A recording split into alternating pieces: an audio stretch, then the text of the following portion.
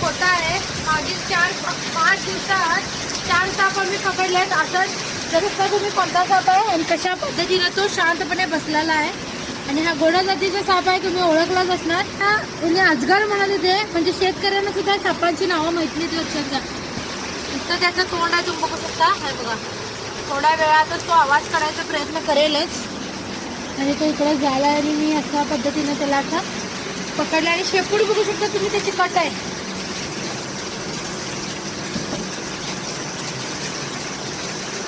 थोड्या ह्याला पकडणं थोडंसं अवघड होणार, कारण शेपूटच या सापाची कट आहे.